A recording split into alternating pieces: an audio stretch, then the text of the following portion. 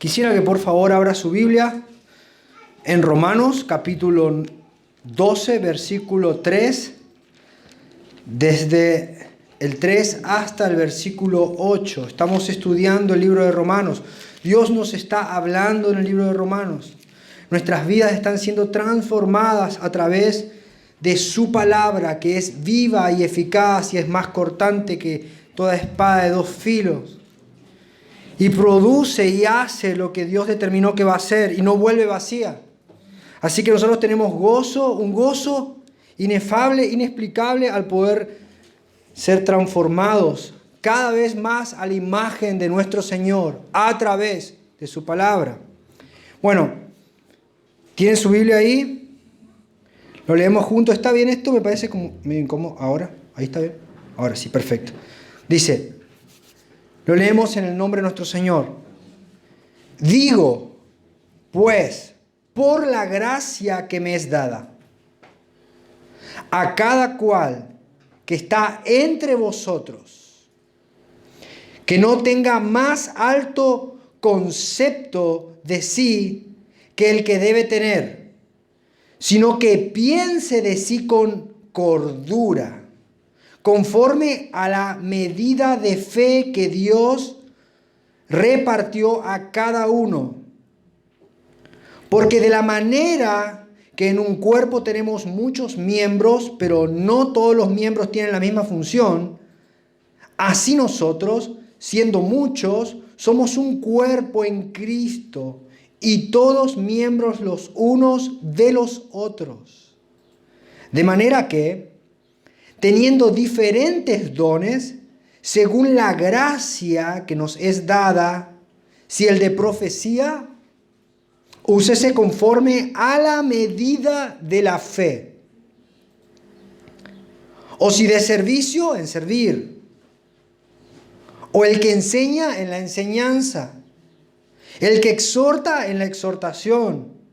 El que reparte, con liberalidad. El que preside, con solicitud. El que hace misericordia, con alegría. Hasta ahí, oramos. Señor, gracias. Estamos muy felices de reunirnos, de poder estar juntos. Señor, sabemos que tú estás aquí en medio nuestro, donde hay 2 o 3 reunidos. Te pedimos que por tu Espíritu Santo, Señor, y por la exposición de tu palabra, nuestros corazones sean amoldados, transformados, y que tu obra en nosotros, aquella que comenzaste y que tú la vas a llevar hasta el final, pueda ser hecha en nosotros para que seamos cada vez más semejantes a ti. Te damos gracias por todo lo que haces en Cristo Jesús el Señor. Amén y amén.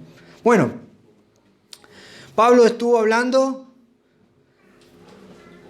disertando teológicamente, recuerdan, 11 capítulos en el libro de Romanos. Y termina su exposición teológica y él hace una exclamación de alabanza. Empieza a glorificar a Dios. ¿Y saben por qué? Porque cada vez que se expone doctrina bíblica, cada vez que la verdad de Dios se revela y se muestra a Dios, los hijos de Dios rompen en alabanza. Cuando los hijos de Dios escuchan la verdad de Dios y la palabra de Dios nos señala a nuestro Dios, los hijos de Dios empiezan a glorificarle. No hay otra posibilidad. Es imposible que un hijo de Dios se quede callado cuando la verdad de Dios es proclamada. Cuando Cristo es manifestado, cuando sus atributos son descubiertos, cuando el velo es quitado, los hijos de Dios alaban. Empiezan a glorificarle. Empiezan a cantar alabanzas. Es imposible que un hijo de Dios se quede callado. Es imposible.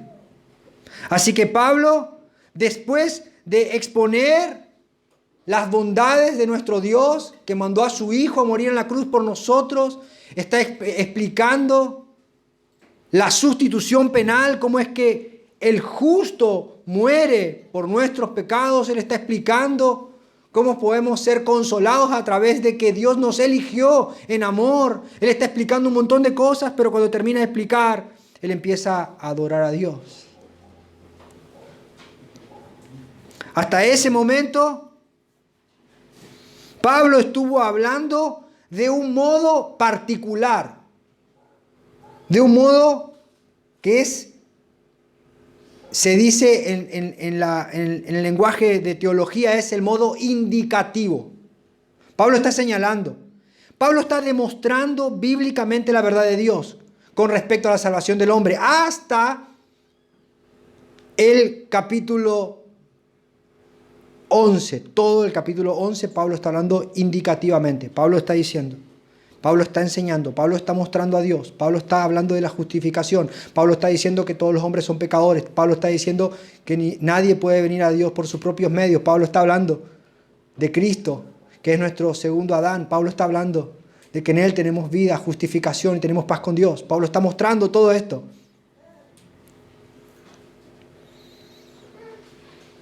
Pero él decía, yo estoy presentando un evangelio y este evangelio es un evangelio del cual yo no me avergüenzo porque es poder de Dios.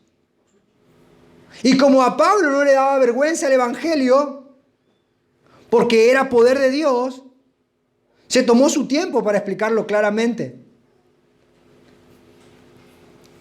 Por eso, él, después de desarrollar profundamente su evangelio, desde Romanos 1 a Romanos 11, Pablo hace un cambio de lenguaje, por decirlo de otra manera. Él cambia la voz. Ahora ya no está hablando en modo indicativo, indicando algo, señalando algo. Ahora él cambia y empieza a hablar de un modo imperativo. Él está ordenando, cambia la voz. Pero para que para que la gente de Roma, la iglesia de Roma, no se asuste de cómo él cambia su manera de hablar, Pablo les recuerda quién era él. Y él dice en Romanos 12, versículo 3, digo pues, por la gracia que me es dada. ¿Qué era Pablo? Pablo era un apóstol del Señor. Pablo era un verdadero apóstol del Señor. Y Pablo era un verdadero apóstol del Señor con autoridad de Dios, delegada directamente por el Señor. Y con esa autoridad que Pablo tenía, él podía ordenar a las iglesias, dar una orden. Y lo estaba haciendo. Las palabras del apóstol Pablo son aquí imperativas. Y su mensaje está dirigido directamente ya no hacia una persona, sino hacia un grupo de personas, hacia la comunidad de la iglesia. Es un mensaje que tiene una característica muy particular, es un mensaje urgente, que llama la atención. Además tiene advertencias, consejos, instrucciones y llamamientos, y de nuevo, es un llamamiento con urgencia. Pablo da una orden con urgencia. Mi papá me decía, necesito que hagas un mandado, ya voy. Ya vas. ¿Entienden? Ese es el lenguaje imperativo, con autoridad. Eso es lo que está diciendo Pablo, urgencia, para obedecer de inmediato. Por lo que nuestra prédica de hoy, o lo que vamos a escuchar hoy, debería prepararnos o debería afectarnos de una manera radical. Porque lo que vamos a escuchar ahora no es una sugerencia. Algunos dicen, quiero compartirte esto. Pero lo correcto sería decirte, si decimos lo que dice la palabra, dice, quiero ordenarte esto. Esto es lo que está diciendo Pablo. Ahora, ¿cómo rompe todo eso contra nuestra cultura? Que no nos gustan que nos ordenen. No, estamos en democracia, a mí nadie me puede ordenar. Bueno, Dios dice, acá te está ordenando. Está ordenando a la iglesia. Es interesante, ¿no? Así que, ¿qué vamos a hacer con esto? Orar. Orar y permitir que la palabra de Dios haya cabida en nuestro corazón y poner todo empeño en obedecer. Dice Pablo, digo pues, por la gracia que me es dada, a cada cual que está entre vosotros, que no tenga más alto concepto de sí que el que debe tener, sino que piense de sí con cordura, conforme a la medida de la fe que Dios repartió a cada uno. Pablo dice que tiene una investidura apostólica. Él podía ordenar, exhortar, dirigir, coordinar la iglesia. Pero esta investidura no la tuvo porque hizo un curso online en apostolado. Y le dieron el título y se sacó una foto y recibió, acá está, me recibí de apóstol. No. No fue mérito suyo. No fue a causa de que él era israelita, de la tribu de Benjamín, hebreo de hebreos, circuncidado al 8º día, con respecto a la ley irreprensible. No. Su apostolado, su gracia, era algo que se le había dado directamente de Dios. Un carisma, un regalo, algo inmerecido totalmente.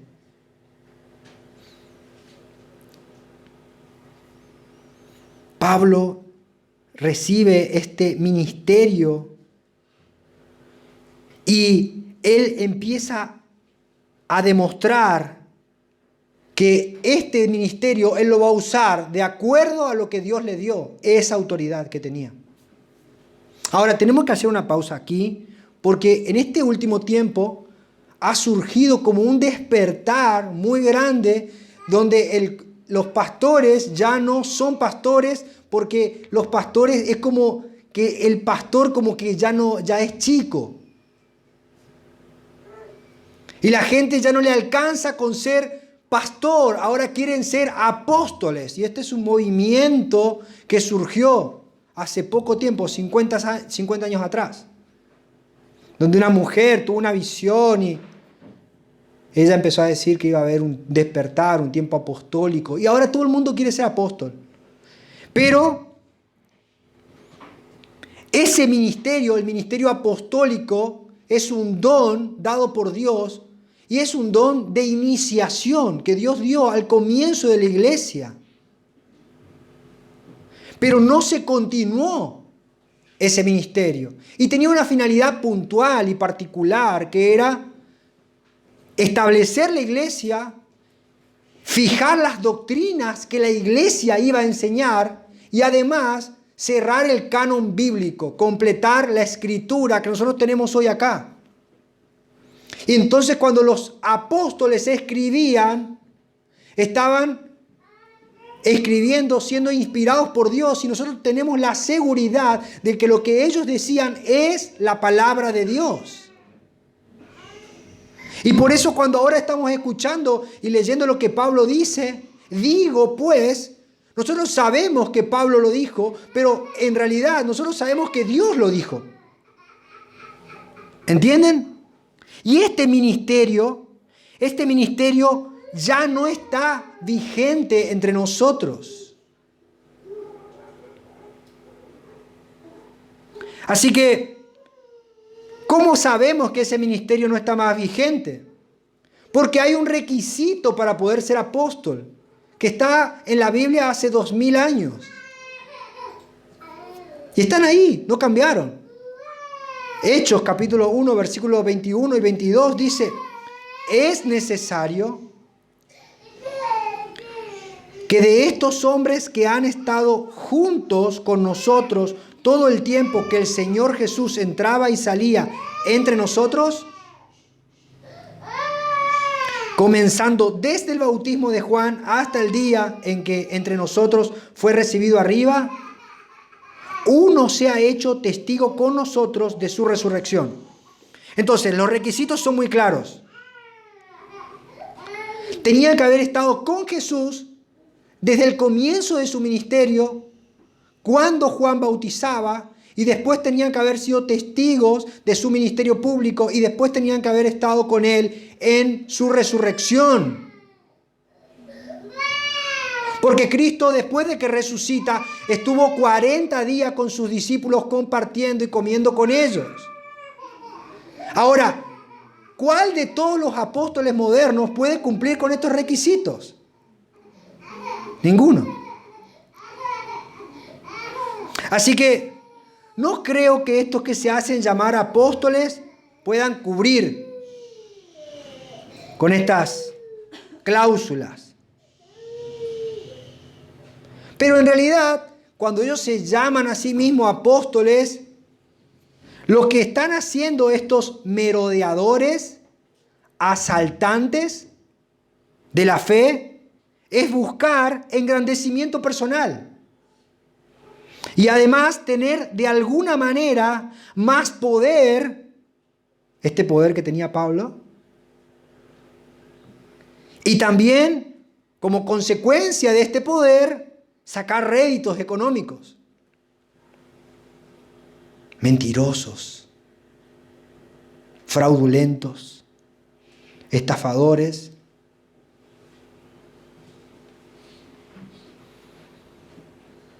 Nosotros no creemos en los apóstoles modernos. Aclaremos, por favor, porque si no podemos entrar en un problema, ¿no? Nosotros creemos sí en los apóstoles, pero los que estuvieron con el Señor, lo que al Señor les encomendó la tarea de apaciguar y pastorear a las iglesias, los que escribieron fueron inspirados por Dios. Creemos en Pedro, en Pablo, en Juan, en Jacobo, creemos en ellos. Pero no en estos que andan, que son una banda de delincuentes, ¿no? Nosotros creemos que Dios le dio a estos apóstoles, los que están en la Biblia, autoridad divina y que su palabra es inspirada a través de ellos. Tampoco creemos que haya sucesores de los apóstoles por línea, como creen la Iglesia Católica. Los católicos creen que el Papa es sucesor por línea directa de Pedro. Entonces ellos creen que lo que dice el Papa es como si lo dijera Pedro y tiene autoridad. Nosotros creemos que Dios en su gracia llamó a hombres y les dio el apostolado para que establezcan la iglesia, para que den el cuerpo de doctrinas que debía creer la iglesia. Y es por eso que Pablo escribió principalmente y profundamente sobre teología, para que la gente conozca a Dios. Porque las iglesias debían tener unidad de criterios con respecto a qué deberían creer.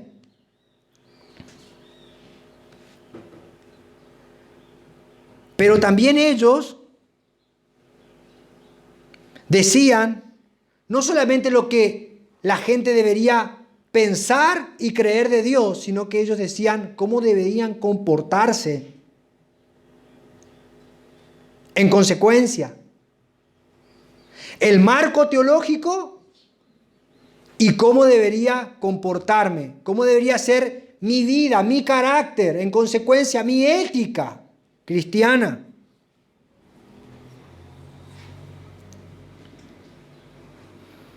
Pablo decía, Dios es santo, un concepto de teología. Un lenguaje indicativo le está mostrando, Dios es santo. Les mostraba. Y después decía, ustedes sean santos. Les ordenaba.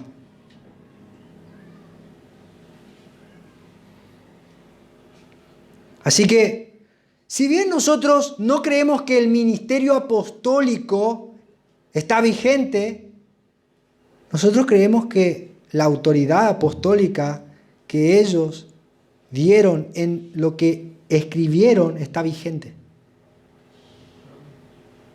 Así que cuando Pablo dice y cuando Pablo ordena, a nosotros se nos debería ajustar los pantalones, porque eso que está diciendo es una orden directa para mí.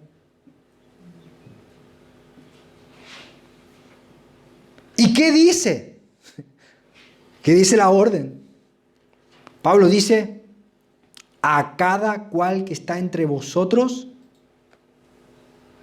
que no tenga más alto concepto de sí que el que debe tener, sino que piense de sí con cordura conforme a la medida de fe que Dios repartió a cada uno. La orden de Dios es la orden del apóstol Pablo. El lenguaje imperativo es a cada uno de ustedes. Cada uno de ustedes. Pero yo soy chico. No, cada uno, a cada uno. ¿Lo puedes comprender? Entonces para vos. Cada uno. Y la palabra que Pablo está diciendo es que cada uno de vosotros no tenga más alto concepto. Esa palabra concepto es una palabra griega que se pronuncia hiperfoneo, que significa deje de ser soberbio, literalmente. Pablo dice que cada uno de ustedes deje de ser soberbio, deje de tener un concepto demasiado elevado de sí mismo. Pablo dice que el principal problema de las iglesias en su tiempo era la actitud altiva y soberbia que había en el corazón de las personas. ¿Y saben qué? El principal problema de las iglesias en la actualidad es exactamente el mismo. Es que tenemos una actitud soberbia y en nuestros corazones pensamos mucho más alto de nosotros de lo que deberíamos pensar.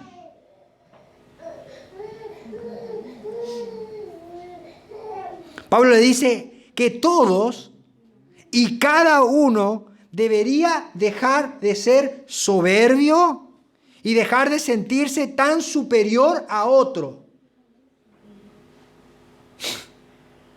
Lo escribió Pablo, por favor, le pido que ninguno se sienta aludido.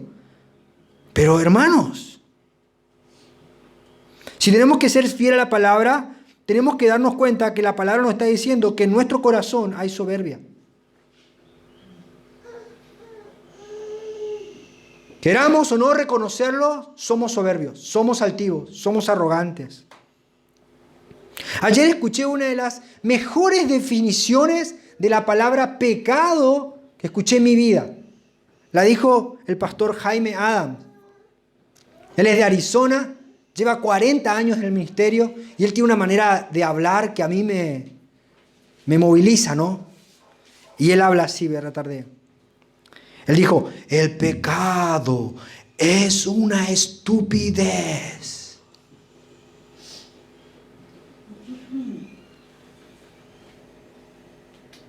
Wow. El pecado es una estupidez porque ofende a Dios. Nos afecta a nosotros, afecta a nuestras familias y afecta a la iglesia.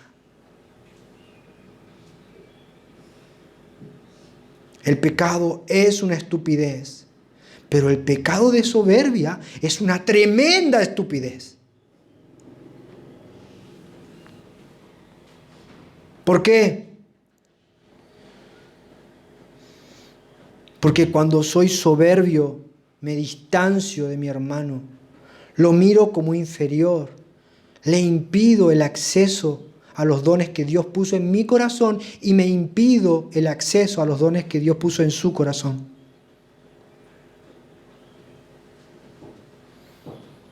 ¿Cuál es el concepto que tenemos de nosotros mismos? La cultura del mundo nos dice que debemos mentalizarnos, enfocarnos en que somos los mejores que existen en la tierra. Que nosotros lo podemos lograr con nuestras fuerzas, con el poder de nuestra mente, con lo que declaramos con nuestros labios. La profeta Mirta dice, si te ven bien, te tratan, y si te ven mal, te maltratan. Nuestro presidente hace unos días dijo en un acto de compañerismo con otras personas de otros países y dijo una frase de suicidio intelectual en la que describía a los mexicanos como personas que vienen de los indios, los brasileros de la selva y los argentinos de Europa en un barco. Si esto no describe a un argentino, no sé qué lo hará. Es eso lo que genera la soberbia. Genera vergüenza. División entre hermanos. Discordia. ¿Lo ven? ¿Lo puedes ver? Todo eso es lo que nos ofrece la soberbia.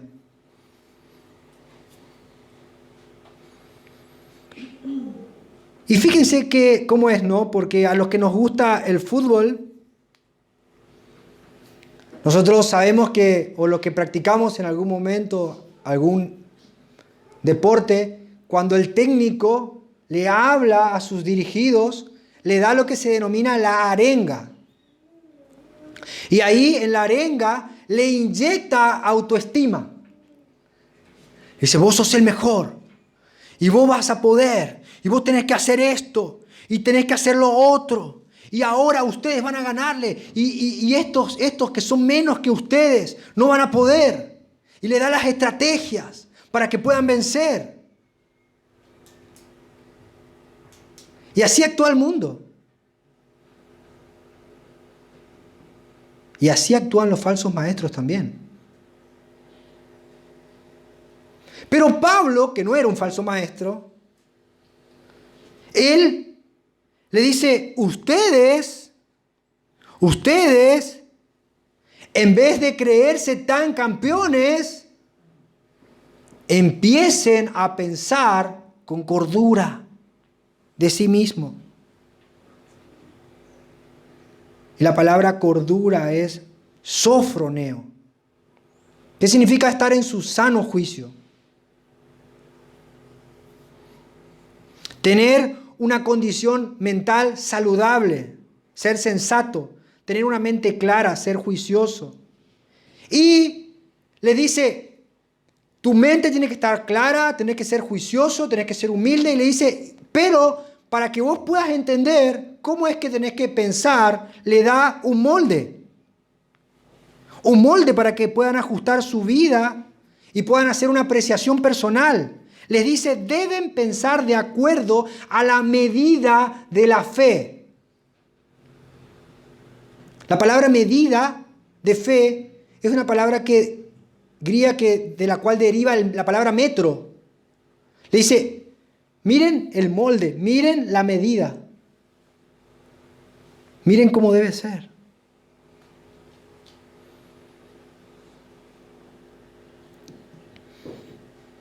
Y Pablo usa esta expresión, no solamente aquí, en Romanos, sino también en Efesios, usa la misma palabra y está hablando de los dones que Dios dio a la iglesia. Y estos dones que Dios dio a la iglesia es para que la iglesia llegue a la medida. que deben llegar. Efesios 4:13, fíjense lo que dice.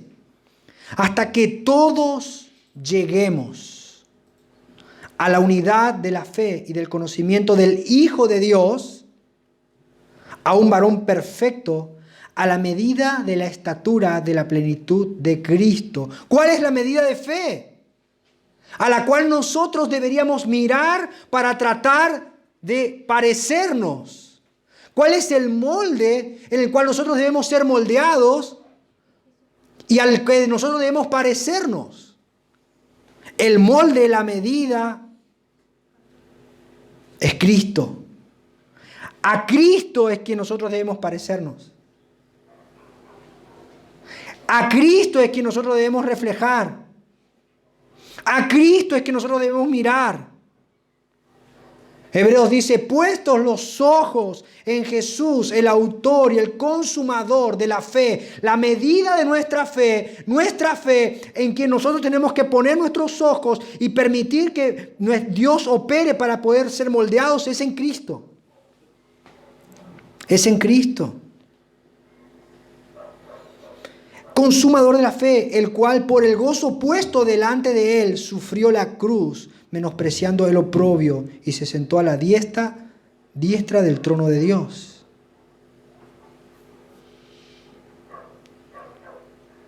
¿Quién es nuestro molde? ¿Cuál es nuestro ideal? ¿A quién miramos? ¿A quién nos queremos parecer? Si alguien nos deslumbra más que Cristo, estamos idolatrándolo. Si queremos parecernos o asemejarnos a alguien que no sea Jesús, algo está andando mal.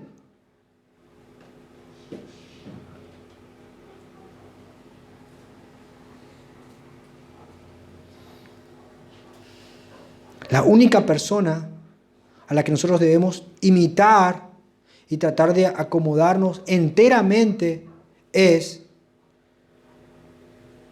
a la persona de Cristo.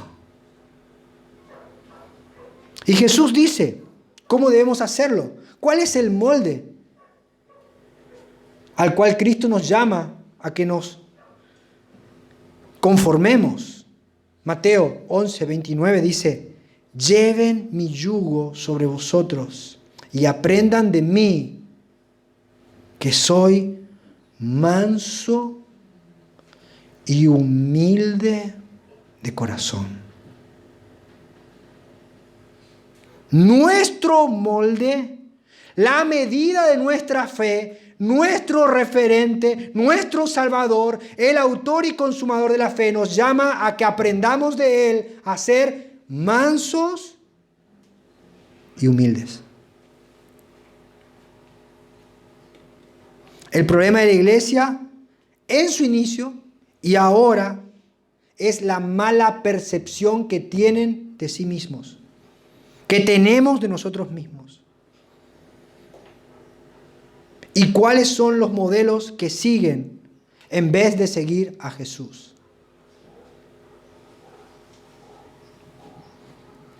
Ahora esta pregunta tenemos que hacernos. ¿Podemos ver a Jesús creciendo en nosotros? En nuestro carácter. Nuestros seres queridos pueden decir que está creciendo Cristo en nosotros. Ahora voy a hacer esta frase que usan los falsos maestros. Repetí conmigo esta oración. Es necesario que yo mengüe para que Él crezca.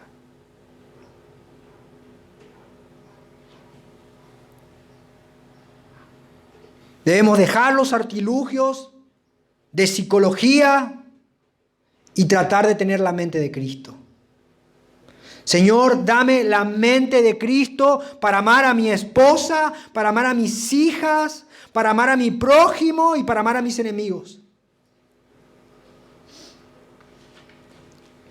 La psicología no te va a decir que ames a tus enemigos. Si no miramos a Cristo, el orgullo entrará en nuestros corazones. como Pancho por su casa. Isabela no pide permiso para andar por la casa como ella quiere. Así, si no miramos a Cristo y nos empezamos a medir entre nosotros, vamos a llenarnos de orgullo.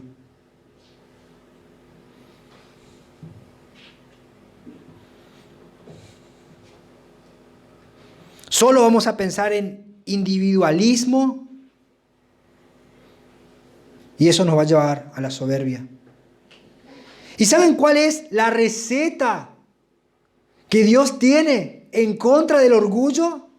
La receta que Dios tiene en contra del individualismo, en que deje de mirar hacia mis adentros o a mirarme solamente el ombligo todo el día. La respuesta de Dios para el orgullo es la iglesia. Es un cuerpo en el cual somos parte los unos con los otros. En el cual nadie es independiente del otro, sino que cada uno necesita del otro. Hermano, yo lo necesito. Y usted me necesita a mí. No necesitamos. Versículo 4 dice, porque de la manera que en un cuerpo tenemos muchos miembros, pero no todos los miembros tienen la misma función, así nosotros siendo muchos, somos un cuerpo en Cristo y todos miembros los unos de los otros.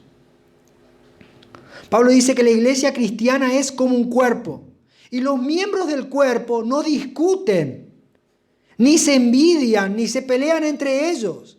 Imagínese, usted se está vistiendo y empieza el hígado a darle patadas porque no quiere venir al culto.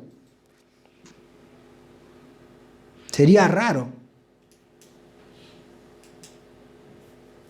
¿Se ha puesto a pensar? O empieza, no sé, oí una vez una historia de una persona que tenía un problema mental que era el síndrome de la mano derecha. Lo escuchó, es muy gracioso, ¿no? Y dice que mientras dormía la mano se tomaba. Perdón.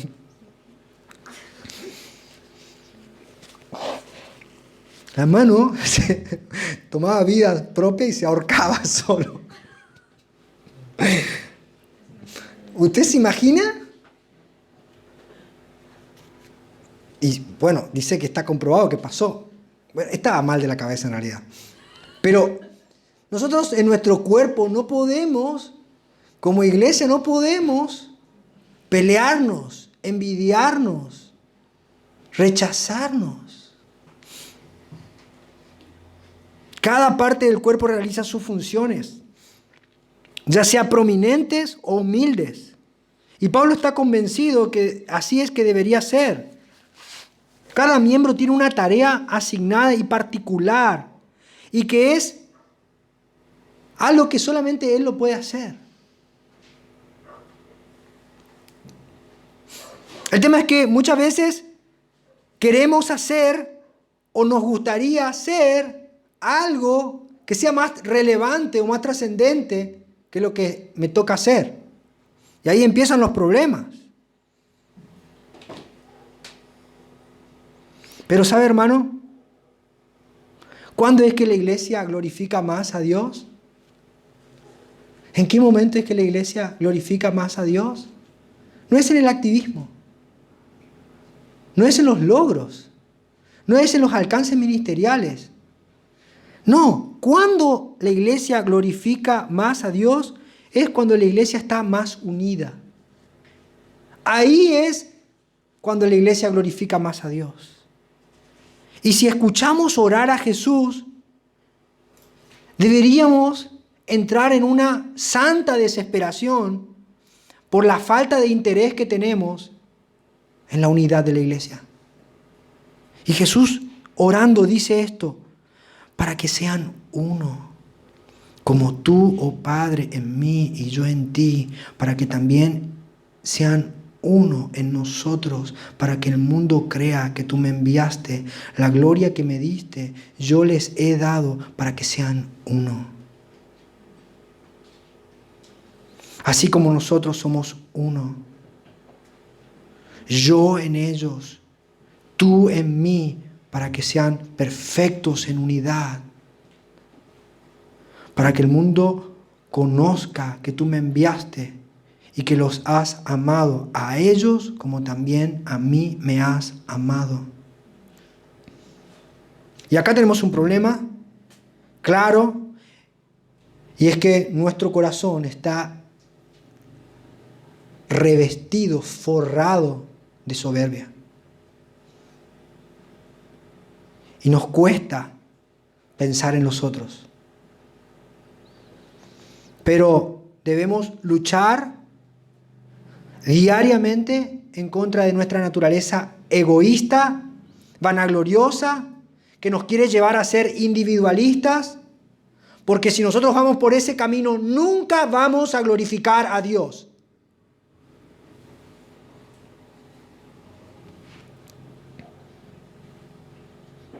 Así que, hermanos, tenemos que luchar y tenemos que aprender a compartir nuestra vida con la iglesia.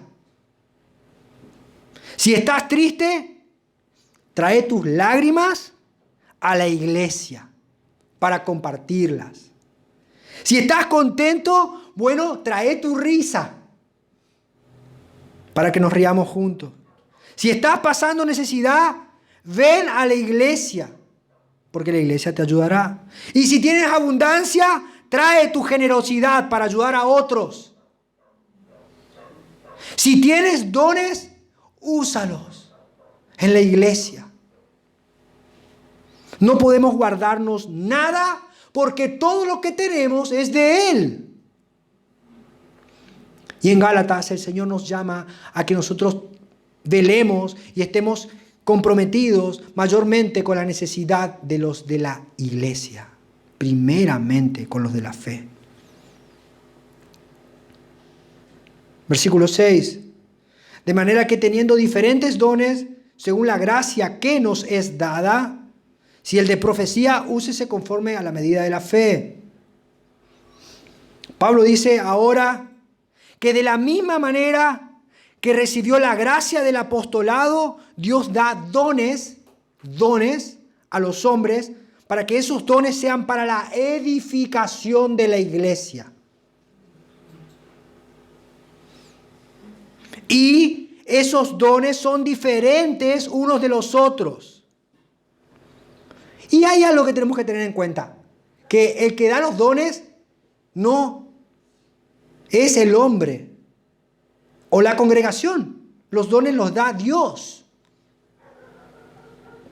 ¿Y dónde lo vemos eso? Primera de Corintios 12:7 dice, pero a cada uno les es dada la manifestación del Espíritu para provecho. ¿A cuántos?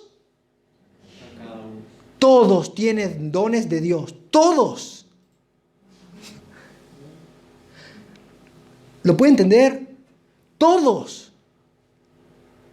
Y todos son diferentes unos de los otros. Hay cosas que yo no voy a hacer nunca ni la más remota posibilidad porque no me entra en la cabeza, pero yo veo que, por ejemplo, las chicas de imágenes hacen. Y yo me pongo muy contento. A veces me tengo que contener para no mandar stickers de la felicidad porque me pone muy feliz. Porque veo ese don y lo celebro. Y hay otros que tienen otros dones. Jonathan no sé cómo hace y él está siempre ahí sirviendo. Es su don. Y no sé qué sería de nosotros sin Jonathan. Porque es su don. Pero que no sea grande. Porque a este es dada por el Espíritu palabra de sabiduría, a otro palabra de ciencia según el mismo Espíritu, a otro fe por el mismo Espíritu, a otro dones de sanidad por el mismo Espíritu, a otro el hacer milagros, a otro el de profecía, discernimiento de espíritus, a otro diversos géneros de lenguas, a otros interpretación de lenguas. Pero todas estas cosas las hace uno, ¿quién? El mismo Espíritu, repartiendo a cada uno en particular como Él quiere. ¿Por qué? Porque es de Él. Y Él tiene libertad de dar los dones como Él quiere. Y esto debería ser algo que nos alegre. Debemos aceptar con humildad el puesto, el don que Dios nos dio dentro del cuerpo de la iglesia. Si nosotros no aceptamos el don que Dios nos dio, seguramente vamos a querer estar en el lugar de otro. Y vamos a menospreciar lo que el otro está haciendo. Y vamos a tener pensamientos de nuestros corazones que van a decir, yo puedo hacer mejor lo que él hace.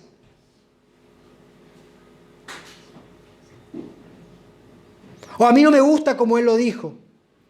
No me gustó como lo hace. Y tenemos empezamos a sentir tenemos ese espíritu de supervisor. Queremos que vamos a supervisar todo. No, esto está mal. No, esto no es así. Y la regla, que es la que Dios nos dio en Cristo, la quitamos y empezamos a medir las cosas de acuerdo a lo que a nosotros nos conviene o a nosotros nos gusta. Bueno, ahí está el problema. Así que debería ser un motivo de sincera oración pedirle al Señor que nos haga saber cuál es el don que Él ya nos dio. Porque si nosotros creemos que la Biblia es cierta, todos tenemos un don. Y hay un error porque la gente dice, no, ¿cuándo el pastor se va a dar cuenta de mi don? No, los pastores no son adivinos. Vení, compartilo. ¿Qué vos creés que tenés un don? Bueno, yo creo que tengo el don de cortar el pasto. Bueno, vamos a ver. Acá tenemos varios hermanos con el patio grande y vamos a ver si cortá bien el pasto y lo vamos a comprobar. ¡Wow! Y los hermanos dicen, corta bien el pasto el hermano. Gloria, tiene el don. La iglesia debe constatar que tiene ese don. No es que porque él piensa que tiene el don, porque yo pienso que canto lindo cuando estoy en el baño. No, y me encanta porque yo cierro los ojos y después vengo y le digo a los hermanos que yo quiero cantar porque tengo el don y se complica. Digo un ejemplo, no estoy hablando nada particular.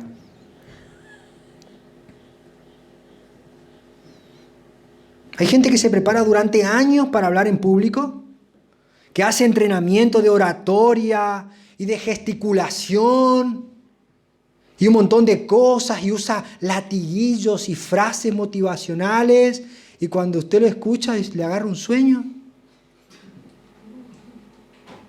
¿Por qué? Porque no tiene el don. Y hay gente que tal vez no estudió nada o no se preparó y se pone a hablar y dice, no sé qué tiene cuando habla, pero me capta la atención.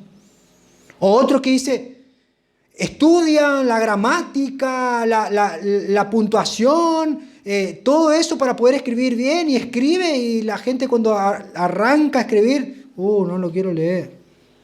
Pero vienen otros que solamente escriben y usted dice, wow, no lo puedo dejar de leer. ¿No le pasó? A veces que compra un libro y dice, no, se me terminó el libro y le agarra como una sensación de, ¿y ahora qué hago? Son dones de Dios. Ahora, ¿cuál es el don que nosotros tenemos? Debemos orar por eso. ¿Qué don tenemos? Y otra vez, Pablo dice, debe ser usado no conforme a lo que yo quiera o a la forma que a mí me guste, sino que debe ser usado conforme a la medida de la fe. Mirando a Cristo.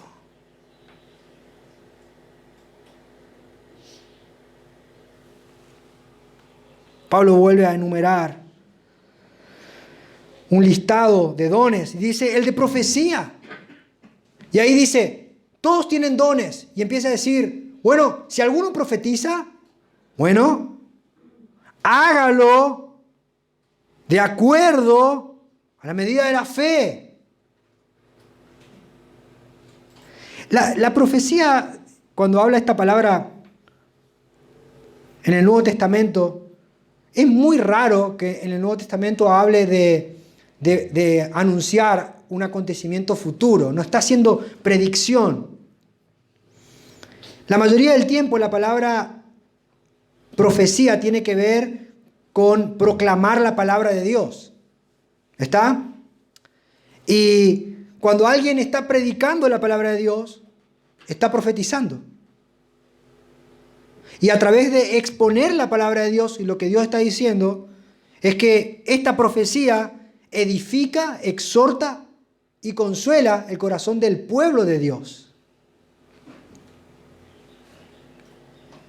O sea que la manera correcta, y si nosotros realmente tenemos un don de hablar de parte de Dios, la manera correcta es hacerlo de acuerdo a lo que dice la palabra de Dios y no salirnos de la medida de la fe, de lo escritural. Y acá la medida de la fe es el cuerpo de doctrinas que la iglesia creyó a lo largo de su historia y están en la palabra de Dios. Y fíjense, Timoteo era un joven pastor que había empezado en su ministerio y tenía que empezar a predicar, a profetizar. Y Pablo le da un consejo, pero más que un consejo le da una orden y le dice en 2 Timoteo capítulo 4 versículo 1, dice: te encarezco delante de Dios y del Señor Jesucristo, que juzgará a los vivos y a los muertos en su manifestación y en su reino, que prediques que la palabra, que instes a tiempo y fuera de tiempo, redarguye, reprende, exhorta con toda paciencia y doctrina.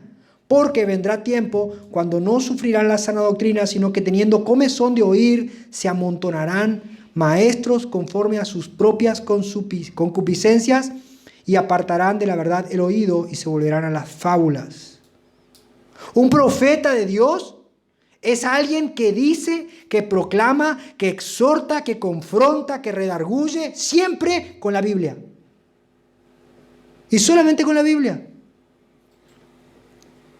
Recuerdo en mi época de estar en congregaciones no bíblicas, que había un profeta y él decía, se autopercibía, ¿no? Profeta. Y él vino una mujer ahí y empezó a orarle y le pone la mano en la panza y él empieza a decir, a soltar una palabra. Así dice el Señor, este fruto de tu vientre va a ser usado poderosamente por Dios. Y la señora le dice, pastor, espere, que yo estoy gordita nomás, no estoy embarazada.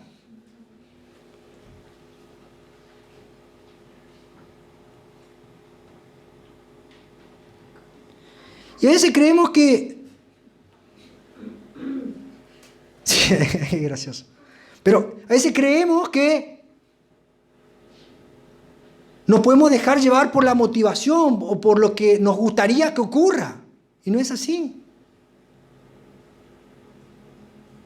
Spurgeon tenía una escuela donde enseñaba a los pastores, los adoctrinaba.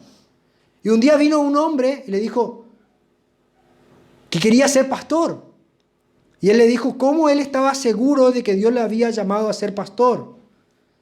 Y él le dice que él era un granjero en Inglaterra y estaba un día cosechando maíz y sembrando maíz, y mientras estaba haciendo su trabajo, dice que levantó los ojos al cielo y vio 3 nubes, una al lado de la otra. Y cada nube tenía una S, eran 3 S juntas. Y Spurgeon lo escuchaba muy atentamente, le dice, ¿y qué significa eso? No, perdón, eran 2 S y una M, me estoy equivocando. Dice, ¿y qué significa esta SSM? Le pregunta el pastor. Y está claro, su santo ministerio, que Dios le decía a él, que era su santo ministerio predicar la palabra. Así que Spurgeon lo miró y le dijo, me parece que usted interpretó mal la señal. No es su santo ministerio, sino es siga sembrando maíz.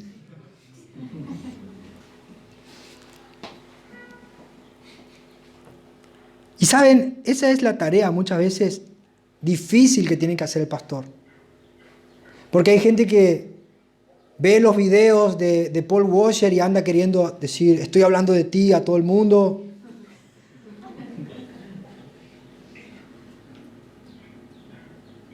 O ve a Piper y dice, odio la teología de la prosperidad y queremos hacer todo lo mismo. Y no. Y a veces la tarea del pastor es de alentar, pero también de desalentar. No te subas, hermano, no te subas.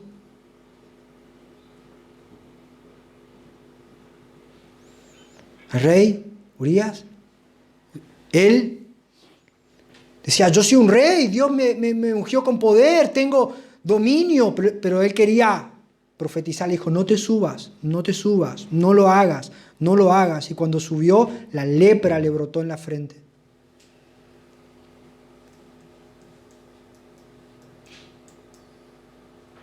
Y a veces tenemos que tener cuidado porque nosotros vamos y escuchamos toda esta sarta de pavadas que dice la gente y nos quedamos ahí. Y si nosotros nos quedamos ahí, somos cómplices. Yo recuerdo esa vez que nos fuimos a Corrientes, estos profetas que se profetizaban, subieron 2 profetas que se profetizaban entre ellos. Uno le profetizaba al otro.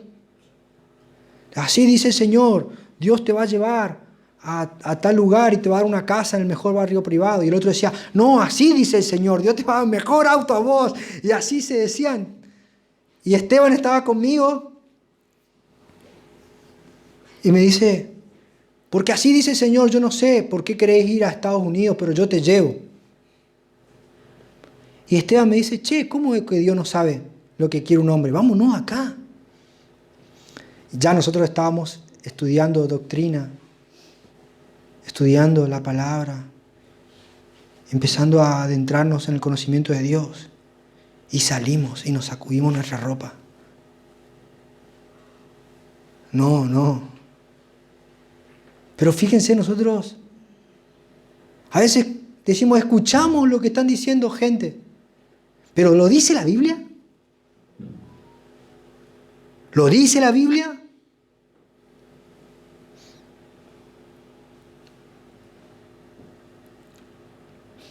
Si no lo dice la Biblia, mejor no lo escuchemos.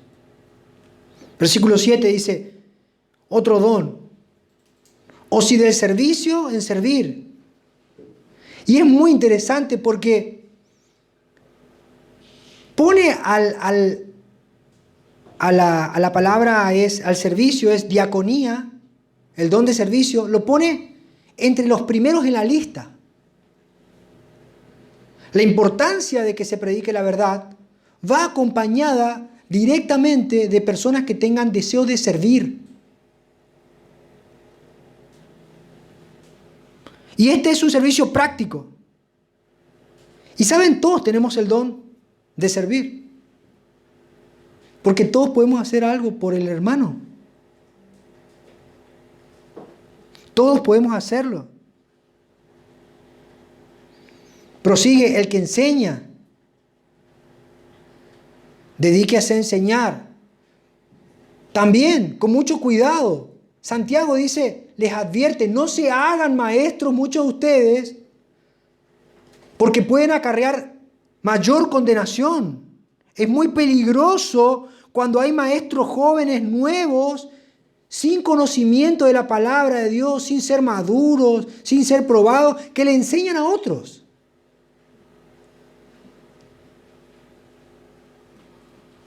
Terminan haciendo cualquier cosa y hacen un daño más que un bien.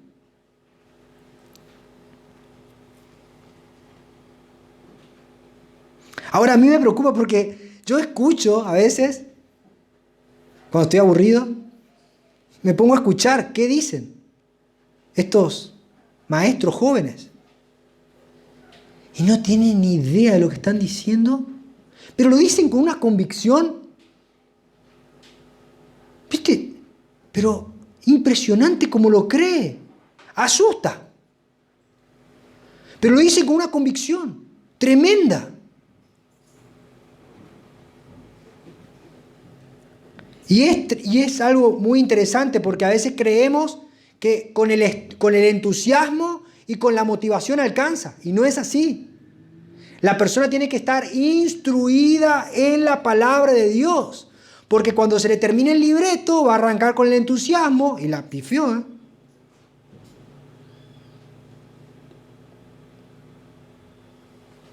Es un tema.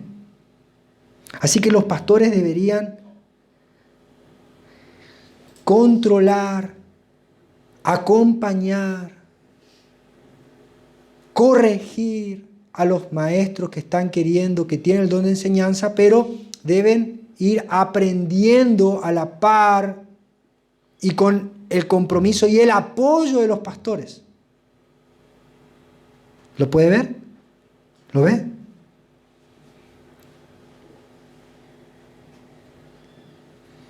Dice, el que exhorta en la exhortación. La exhortación, como habíamos hablado, es ponerse al lado de alguien y ayudarlo, alentarlo, porque cuando está desalentado, y mostrarle una salida, un camino a través de la palabra de Dios. Así que esa ayuda, esa asistencia se debe hacer siempre con la palabra de Dios.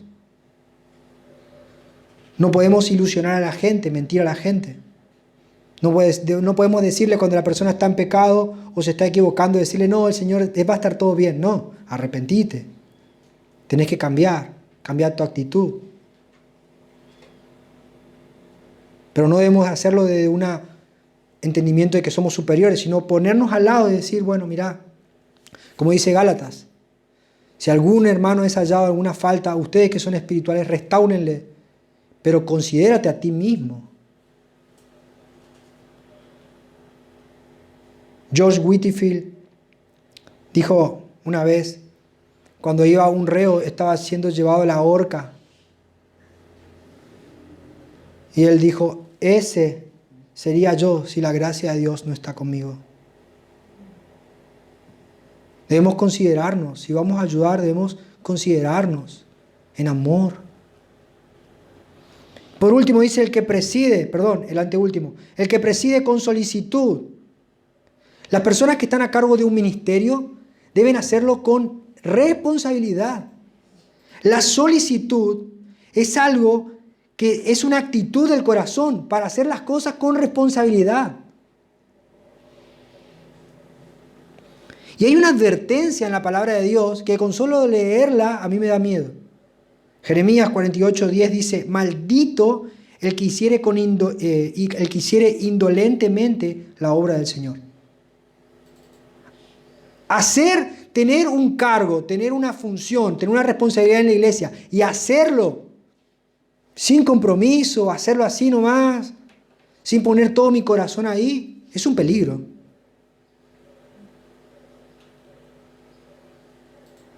Dios nos dio una responsabilidad en la iglesia y esa responsabilidad debe hacerse con la mayor diligencia, el mayor compromiso, el mayor temor, el mayor esfuerzo que podamos. El que hace misericordia con alegría. Debemos mostrar nuestro amor hacia los hermanos en gozo. Conclusión, la orden de Dios directa es que debemos vencer nuestro orgullo. La arrogancia y la soberbia que está en nuestro corazón, el Señor no la quiere ahí. Y la forma de vencerla es mirar a Cristo, pensar en Él, humillarnos. Y la forma de salir de nuestro individualismo es estar en la iglesia comprometidos, sirviendo con el don que Dios nos dio, entendiendo que es de provecho para otros, pero que el don que tiene otro es de provecho para mí. Y haciendo lo que tenga que hacer o lo que pueda hacer, hacerlo con responsabilidad, con amor, con compromiso. porque vamos a dar cuenta de lo que hacemos para Él. Y si tenemos una iglesia bíblica en la cual la regla y la medida de fe es la palabra de Dios, deberíamos tener muchísimo más temor y muchísimo más compromiso y muchísimo más amor y muchísimo más deseo de estar juntos. Porque cuando un miembro recibe honra, todos los demás se gozan. Y debemos estar expectantes. Porque cuando más juntos estamos, más unidos estamos, más Cristo es glorificado. Y si realmente nosotros queremos un avivamiento, queremos que nuestra ciudad sea sacudida por el Evangelio, debe hacerse a través de una iglesia unida, comprometida en amor, dispuesta a tener al otro antes, en honra antes que a mí mismo.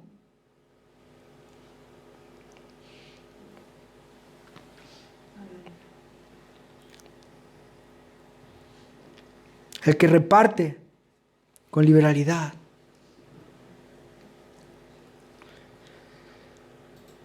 Hermanos,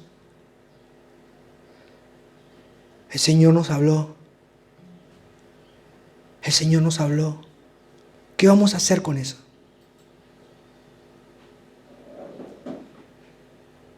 El Señor nos habló.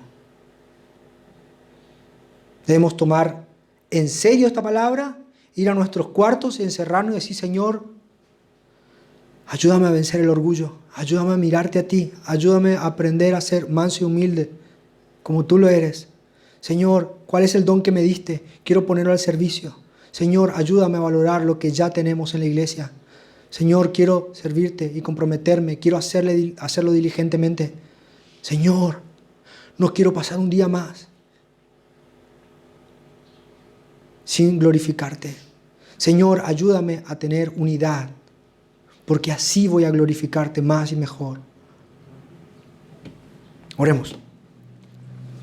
Señor, te damos gracias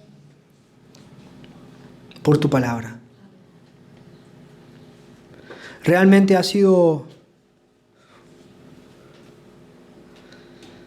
directa a nuestras mentes y a nuestros corazones. Tenemos un compromiso, Señor, y necesitamos vivir nuestra vida para ti. Señor, que esta iglesia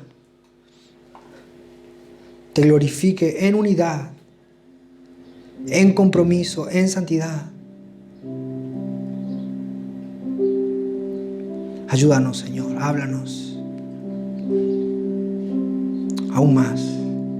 Señor, que cuando vayamos a nuestras casas, nuestro corazón sea examinado por tu palabra